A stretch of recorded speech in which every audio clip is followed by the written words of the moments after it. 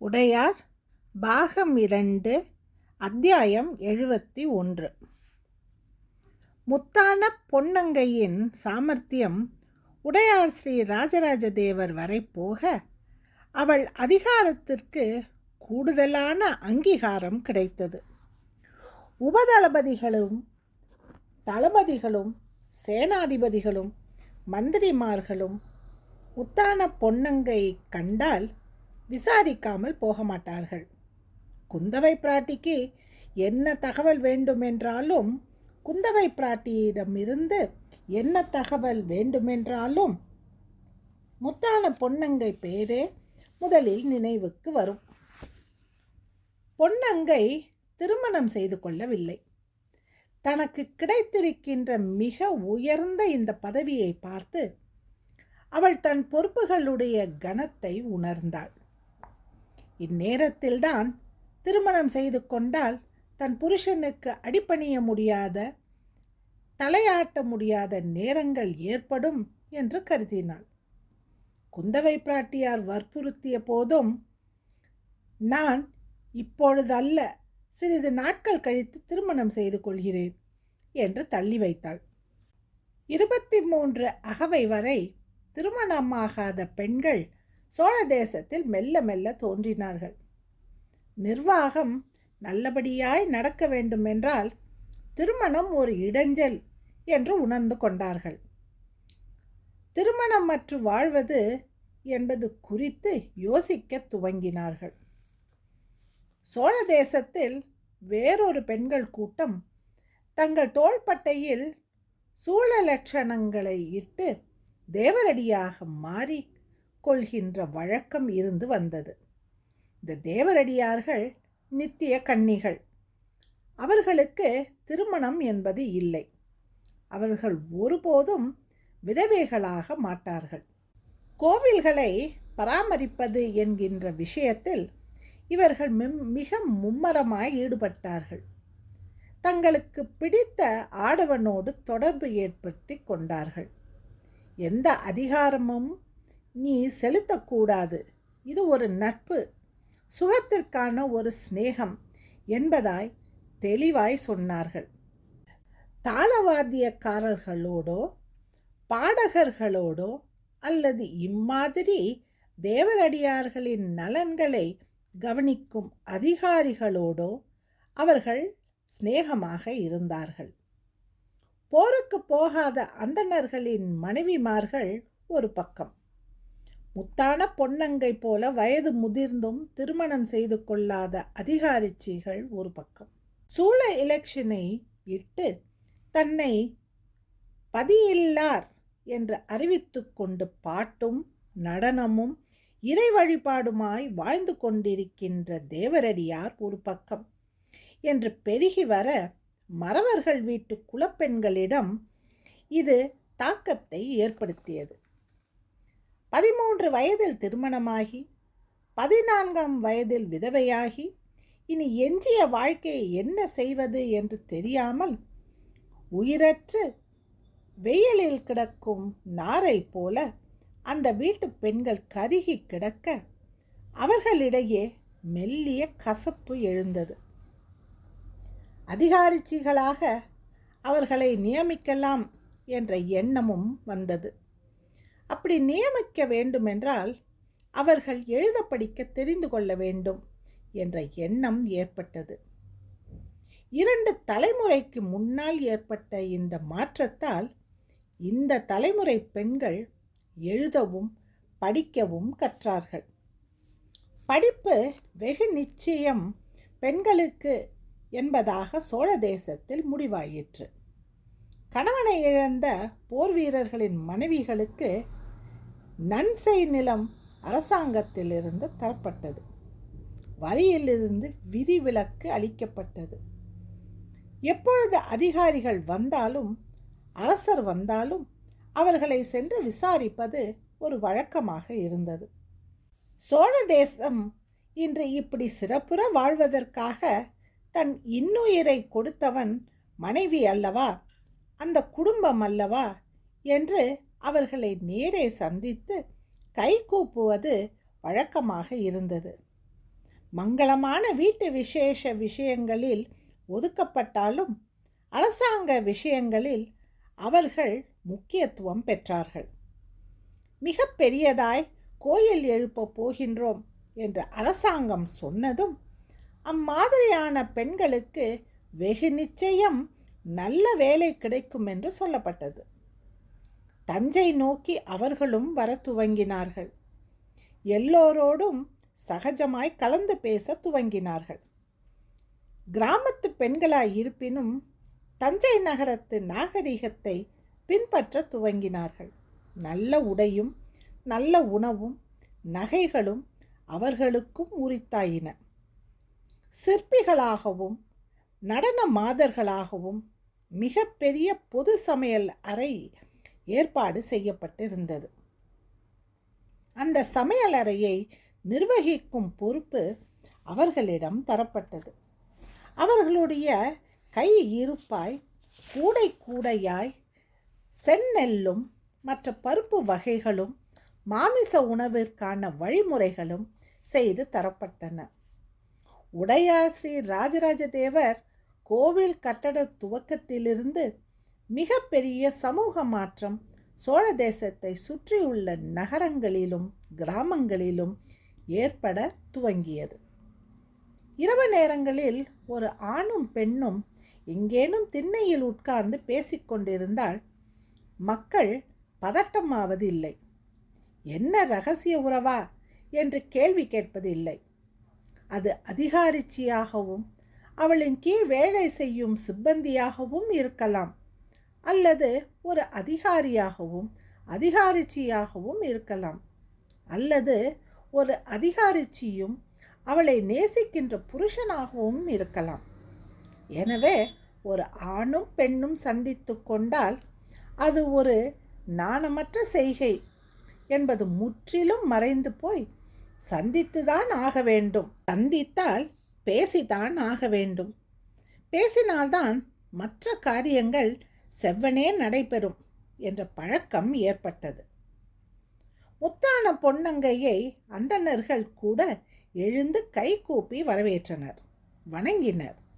தாகசாந்திக்கு அவர்கள் கையாலேயே நீர் கொண்டு வந்து கொடுத்தனர்.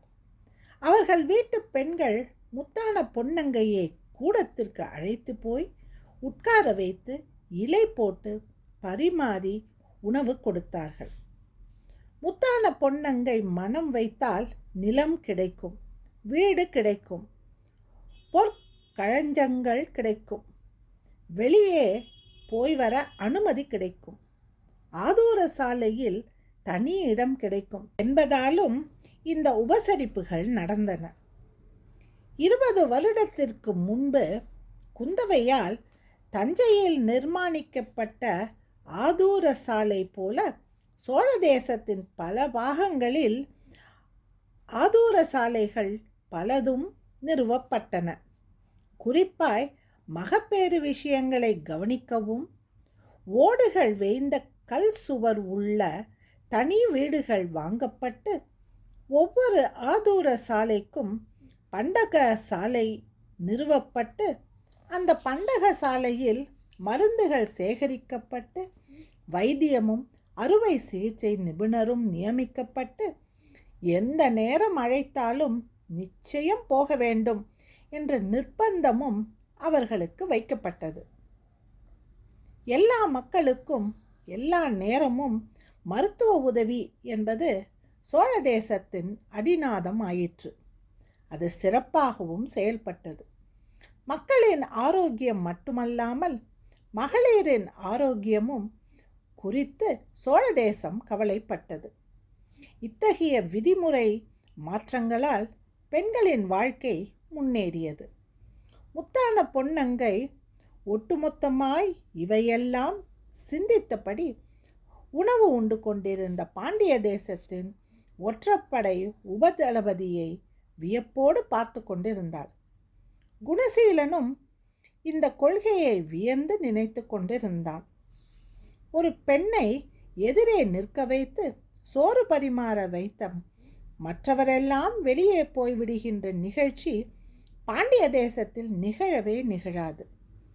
அந்நியருக்கு பெண்கள் பரிமாறவே மாட்டார்கள், ஆண்கள்தான் பரிமாறுவார்கள். பெண்கள் உள்ளிருந்து சமைத்த பொருள்களை கொண்டு வந்து ஆண்களிடம் கொடுக்க ஆண்கள்தான் விருந்தோம்பல் செய்வார்கள். நெருங்கிய உறவினர்களுக்கு மட்டுமே பெண்களின் மூலம் விருந்தோம்பல் நடைபெறும். இந்த பெண்கள் முன்னேற்றத்தை எப்படி நடத்துவது என்ற சிந்தனையோடு குணசீலன் உண்டு முடித்தான். ஏன் திருமணம் செய்து கொள்ளவில்லை குணசீலரே என்று முத்தான பொன்னங்கை கேட்டாள். போர்தானம்மா காரணம். எல்லைப்புறங்களிலேயே வாழ்க்கை கழிந்து விட்டது. எல்லைப்புறங்களிலிருந்து படையெடுத்து போருக்கு போக எப்பொழுது வருவோம், எங்கே இருப்போம் என்று வெளிச்சமான சூழ்நிலையே ஏற்படவில்லை. சூழ்நிலை வெளிச்சமில்லாத போது யாரோ ஒரு பெண்ணை திருமணம் செய்து எங்கேயோ அவளை வாழ வைத்து நான் இங்கே மனதில் சுமையோடு அலைவது தேவையற்றது என்று கருதி திருமணத்தை தவிர்த்து விட்டேன். உறவினர்கள் வற்புறுத்தவில்லையா? அநியாயத்திற்கு வற்புறுத்தினார்கள். வாள் உருவி வெட்டி வீழ்த்து விடுவேன் என்றதும் தான் அடங்கினார்கள். திருமணம் செய்யாதது சிரமமாக இல்லையா? சில சமயங்களில் இரவில் தனிமை வாட்டும். யாரோ ஒரு பெண்ணோடு பாடிக்கொண்டோ பேசிக்கொண்டோ இருக்கலாமே என்று தோன்றும். அப்படி இருக்க முடியவில்லை என்கிற போது உள்ளுக்குள் கற்பனைகள் தோன்றும். அந்த கற்பனைகள் அதீதமாகும் போது இன்னும் எத்தனை நாளைக்கு இப்படி கற்பனை செய்து கொண்டிருப்போம், சரி என்று தலையை அசைத்து வரலாமா என்ற எண்ணமும் எழும். ஆனால் அடக்கிக் கொள்வேன். போர் ஓயட்டும் என்று நினைத்து கொள்வேன். போர் ஓய்ந்து விட்டது. ஆனால் இப்பொழுதும் திருமணம் செய்ய இயலாது. ஏன்? அடிமையாயிருப்பவன் திருமணம் செய்தால் அவன் மனைவியும் அடிமை அல்லவா? விடுதலையாயிருக்கின்ற ஒரு பெண்ணை திருமணம் செய்து என்னை போல் அவளையும் அடிமையாக்க வேண்டுமா? எனவே திருமணம் செய்யாமல் இருப்பதே சிறப்பு என்று கருதுகிறேன். உடல் உணர்வுகளுக்கு என்ன பதில் சொல்வீர்கள்? இதுவரை ஒரு கட்டுப்பாட்டில் வைத்திருக்கிறேன். எப்போதாகிலும் இது கட்டுப்பாட்டை மீறலாம். மீறுகிற போது பணம் கொடுத்து பொது மகளிரை நாட வேண்டும், அல்லது முற்றிலும் இறை எண்ணத்தை வளர்த்துதான் துறவி என்று தீர்மானித்து விட வேண்டும். நிஷ்டையாக பிரம்மச்சாரியாய் இடையராது இறை நினைப்பு உடையவனாய் மாற்றிக்கொள்ள வேண்டும். நொந்து போய் பேசுகிறாரோ? வேறு எப்படி பேச முடியும்? இந்த அடிமை வாழ்க்கை சோழ தேசம் உங்களுக்கு பிடிக்கவில்லையா? அப்படி எண்ணம் அல்ல. சோழ தேசம் வெகு நிச்சயமாய் பாண்டிய தேசத்தை விட மலர்ச்சியாய் இருக்கிறது. சோழ தேசத்தில் ஒவ்வொரு விஷயமும் ஆச்சரியமாய் இருக்கிறது.